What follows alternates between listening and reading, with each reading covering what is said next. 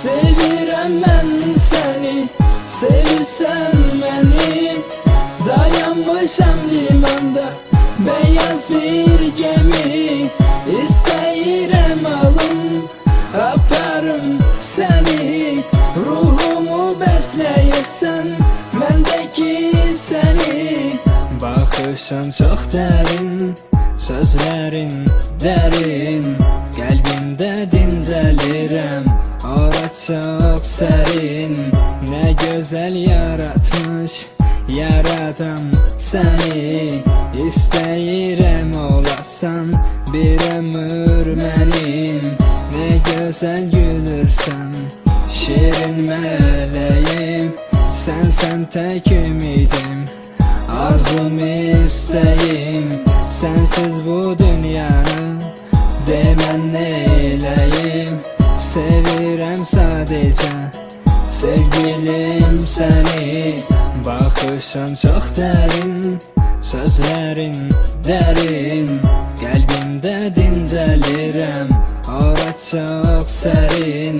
Nə gözəl yaratmış yaradan səni.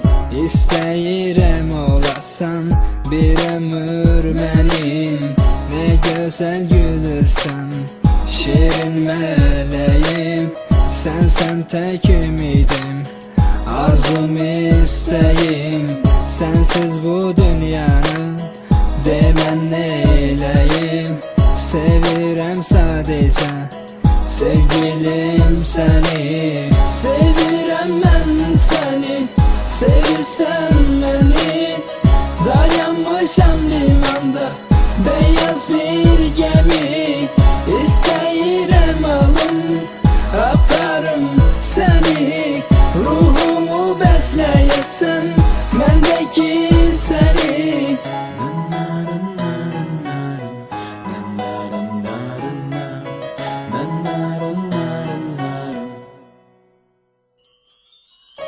Sevirəm mən səni, sevirsən məni. Dayanmışam limanda, beyaz bir gemi. İstəyirəm alım, aparım səni. Ruhumu bəsləyəsən, məndəki səni. Sevirəm mən səni, sevirəm mən səni. Sevirəm mən səni,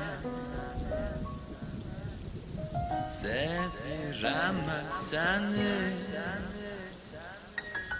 Sevirəm mən